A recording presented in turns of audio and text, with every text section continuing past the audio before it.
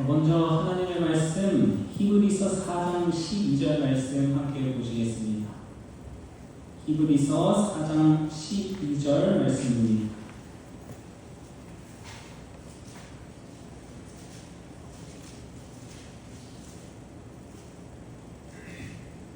히브리서 4장 12절 말씀 우리 함께 읽겠습니다.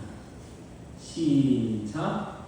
하나님의 말씀은 살아있고 활력이 있어 좌우의 날선 어떤 검보다도 예리하여 혼과 영과 및 관절과 골수를 찔러 쪼개기까지 하며 또 마음과 생각의 뜻을 판단하나니. 아멘.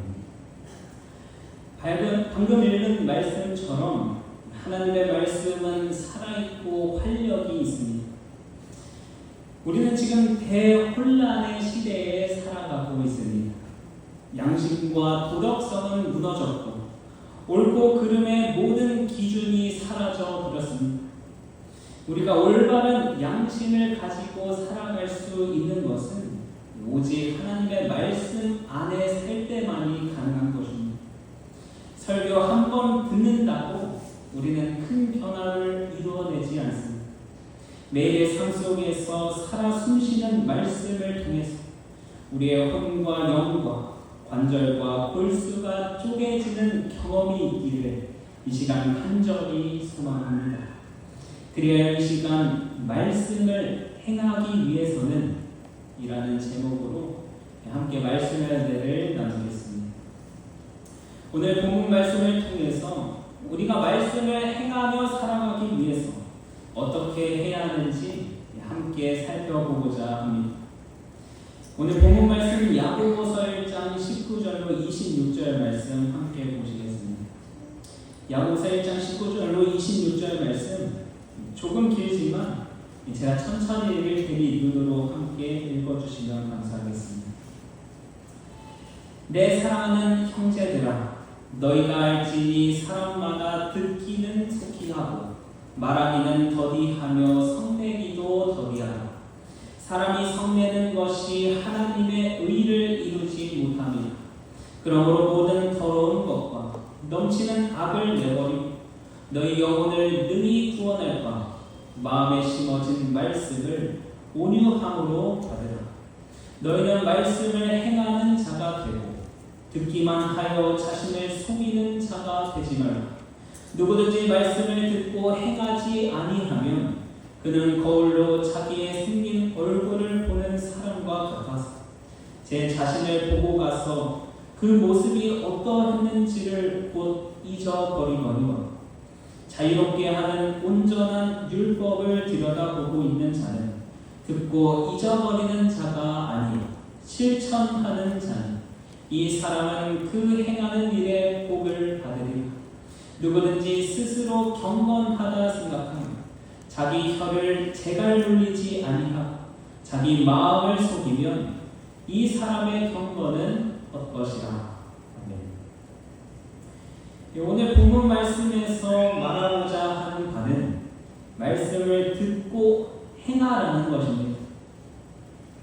야고보서 1장 19절을 보시면 우리에게 세 가지의 권면을 하고 있는데 그것은 사람마다 듣기는 속히 하고 말하기는 더디하며 성내기도 더디하라는 것입니다.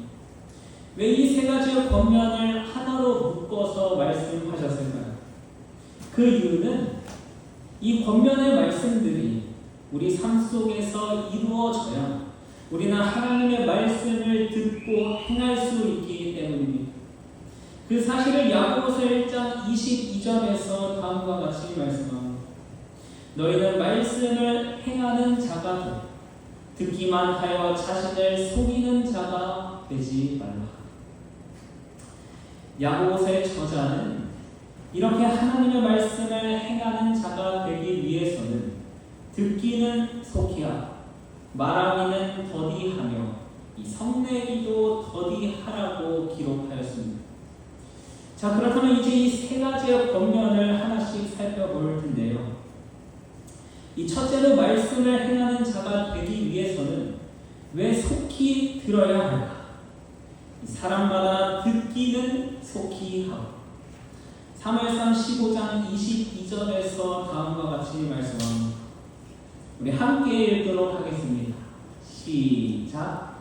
순종이 제사보다 낫고 듣는 것이 순양의 기름보다 나으니. 우리가 말씀을 듣는다는 것은 귀로만 듣고 그치는 것을 이야기하는 것이 아니라 그 말씀에 순종한다는 뜻을 내포하고 있습니다. 여기 한 아이가 있습니다. 이 아이가 지금 아버지의 말씀을 듣고 있습니다. 게임 그만해라, 공부해라. 이 딴짓을 하면서도 듣고는 있습니다. 그런데 순종하고 있지는 않습니다. 따라서 듣기를 속히 하라는 말씀은 이 한 귀로 듣고 한 귀로 흘려버리라는 것이 아닙니다. 듣기를 속히 하라는 말씀은 이 듣는 것을 미루지 말라는 말씀입니다. 하나님의 말씀에 순종하기를 미루지 말고 즉시 순종하라는 뜻입니다. 그래야 우리는 하나님의 말씀을 행하는 자로 살아갈 수 있기 때문입니다. 또 그 말씀을 행하며 살아가는 이들에게 하나님께서는 축복을 약속하셨습니다. 그 사실을 영감일들에서는 다음과 같이 설명합니다. 그대가 주께서 이같이 말씀하시되 라는 말씀을 발견하거든 사람의 의견을 묻지 말고 어떤 대가를 지불하게 될지라도 즐겨 순종하라. 그때의 하나님의 축복은 그대에게 임할 것이다. 성도 여러분, 우리가 지금 하나님의 말씀에 순종하지 않으면 평생 그분의 말씀에 순종할 수 없음을 기억해야 합니다. 우리가 이전부터 순종하기를 미뤄왔던 말씀들 중에 우리가 순종하게 된 경우가 얼마나 있습니까? 미루고 미루다 결국 지금까지 미뤄오지 않았습니까? 영감일들에서는 또 이렇게 말합니다. 하나님께서 말씀하실 지혜 있는 사람은 즉시 순종하며 심지어는 자기 자신의 마음과도 의논하지 않는 것이다. 하나님께서 말씀하신다면 이 자기 자신과도 의논하지 않고 즉시 순종하라. 지금까지 순종하지 못하고 미뤄왔던 말씀들을 지금부터라도 순종하는 저와 여러분이 되시길 간절히 바랍니다. 그래야 하나님의 말씀을 행하는 자로 살아가게 되길 간절히 소망합니다. 두 번째는 말씀을 행하기 위해서 왜 말하기를 더디해야 하겠습니까? 여기서 말하기를 더디하라는 의미는 이 말을 천천히 느리게 하라는 것이 아니라 이 말하기를 더디 시작하라는 것입니다. 말은 곧 생각입니다. 평소에 자신이 어떤 생각을 품고 사느냐에 따라서 반드시 입으로 나오게 되는 것입니다. 평소에 긍정적인 생각을 하며 이 하나님께 감사와 찬송을 돌릴 생각만 하는 사람이 과연 입으로 부정적인 말을 하겠습니까? 또한 말은 곧 그 사람의 인격과 품성을 드러냅니다. 우리는 종종 이런 말을 자주 합니다. 저 사람이 말은 저렇게 해도 속은 안 그래. 물론 그런 경우도 있겠습니다만 대부분 속도 비슷합니다. 언어를 사용함에 있어서 노소를 막론하고 성급하고 참을성 없는 말을 가볍게 내뱉기 위해 준비되어 있다고 해도 과언이 아닐 것이다. 그들은 잠시 방심한 사이에 그런 말을 했습니다. 정말로 그런 의도는 없었습니다. 라고 변명을 하면 충분하다고 생각합니다. 그러나 하나님의 말씀은 그것을 가볍게 취급하지 않는다. 우리가 의식 중에 가볍게 내뱉는 말들은 사실 평소 우리의 의식 가운데 있었던 말들인 것입니다. 평소에 하던 생각이 무의식 중에 나오게 되는 것입니다. 하나님께서는 그러한 언행을 가볍게 여기지 않으신다고 분명히 말씀하십니다. 결국 우리의 더디 말하지 아니하 이 속히 말하는 습관은 곧 하나님께 대하여 불순종을 불러일으킵니다. 속히 말하는 것이 왜 불순종을 불러일으키는지 이 청년에게 보내는 기별에서는 자세히 설명합니다. 한순간에 성급하고 격정적이고 부주의한 말로 인해 일생을 회개하여도 돌이킬 수 없는 재앙을 초래할 수 있다. 도움과 구원을 줄 수 있었을 자들의 거칠고 성급한 말로 인하여 얼마나 많은 사람들의 마음이 상하고 친구들 간의 관계가 소원해지고 사람들의 생애가 파멸되었는가. 이렇듯 우리의 성급하고 격정적이고 이 부주의한 말 한마디로 내 이웃을 내 몸과 같이 사랑하는 이 하나님의 말씀에 불순종하게 되는 것입니다. 우리는 지금까지 더디 말하지 아니하므로 얼마나 많은 이들의 가슴에 상처를 주었습니다. 구주께로 나아갈 사람들의 앞길을 얼마나 가로막았습니다. 우리는 지금까지 더디 말하지 아니하므로 하나님께 입으로 얼마나 많은 범죄를 하였습니다. 말의 영향력과 파급력은 실로 놀랍습니다. 말 한마디로 천냥빚을 갚는다 하죠. 아시다시피 저는 이 말수가 그리 많지 않습니다. 말수가 적은 편이기도 하지만 의도적으로 말을 적게 하기도 합니다.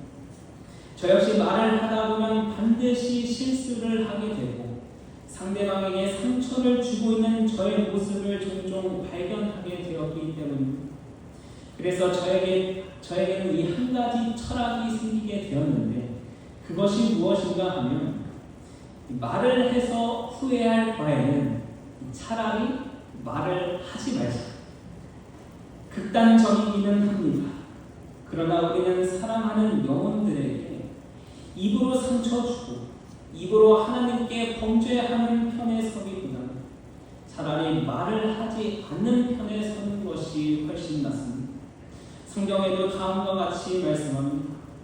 말이 많으면 허물을 면하기 어려우나 그 입술을 제어하는 자는 지혜가 있느니라. 내뱉는 말의 양과 허물은 반드시 비례하게 됩니다. 말을 아끼는 자는 지식이, 성품이 냉철한 자는 명철하니 미련한 자라도 잠잠하면 지혜로운 자로 여겨지고 그의 입술을 닫으면 슬기로운 자로 여겨지느니라. 그런데 때때로 내가 아무리 언행에 주의하고 상대방을 배려하여 말을 한다 해도 이 돌아오는 것은 내가 기대하는 말이 아닐 수 있습니다. 내가 아무리 주의해도 상대방이 내 가슴을 찌르는 듯한 말을 할 때가 있는 것입니다. 그럴 때 우리는 어떻게 하면 좋겠습니까? 이 청년에게 보내는 기별에서는 다음과 같이 말씀합니다. 그리스도인은 자기의 혀를 제갈 먹이고 사납고 참지 못하는 말은 하지 않기로 굳게 결심하여야 합니다. 혀를 제갈 먹인 사람은 통과하도록 부름을 받은 모든 인내의 시험에 승리할 수 있을 것이다. 설령 상대방의 언행이 나의 배려 있는 언행에 비례하지 않는다 해도 사납고 참지 못하는 말은 하지 않기로 굳게 결심해야 합니다. 우리는 오히려 주변에서 이 때때로 내 성질을 긁는 언행과 내 마음을 불편하게 만드는 언행이 들릴 때에 오히려 감사할 수 있습니다. 왜냐하면 하나님께서 우리에게 이 인내의 시험에서 승리할 수 있는 기회를 주신 것이기 때문입니다. 그 인내의 시험은 곧 예수께서 우리를 위해 먼저 겪으신 시험입니다. 그리스도께서 주실 수 있는 도움을 통하여 우리들은 혀를 제갈하는 것을 배울 수 있다. 그는 조급하고 노한 말을 하고자 시험을 받을 때라도 자신의 입술로서 한 번도 죄를 범하지 아니하였다. 인내심 있는 침착으로서 그의 동료들로부터 희롱과 조소와 비웃음을 받았다. 그러나 성이 나서 응수하지 아니하시고 그분께서는 다윗의 아름다운 시들을 노래하셨다. 만일 남녀들이 그리스도의 모본을 따라 이러한 말들을 사용했더라면 이 세상에 어떠한 변화가 있었을까? 사랑하는 성도 여러분, 우리는 나 자신의 변화뿐만 아니라 이 교회와 세상의 변화를 위해서라도 이 참지 못할 언행에도 인내하며 말하기를 더디해야 함을 잊지 마시길 간절히 바랍니다. 잠언 21장 23절 말씀 우리 함께 읽도록 하겠습니다. 시작. 입과 혀를 지키는 자는 그 영혼을 환난에서 보전하시느니라. 말을 하지 않음으로 오는 손해와 후회는 오직 주님께 맡기고 나의 입술은 오직 주께 감사와 찬송만이 흘러나오고 내 이웃을 지키고 내 영혼을 지키는 저와 여러분이 되시길 간절히 바랍니다. 매 순간 말을 더디함으로 하나님의 말씀에 근거하여 살아가는 저와 여러분이 되시길 간절히 바랍니다. 마지막으로 이 말씀을 행하는 자가 되기 위해서는 이 성내기를 더디하라고 권면합니다. 오늘 우리에게 주어진 이 듣기는 속히야 말하기는 더디하며 이 성내기도 더디하라는 이 세 가지의 권면 중에서 말씀을 듣고 행하기 위해서 우리는 왜 성내기를 더디해야 하겠습니까?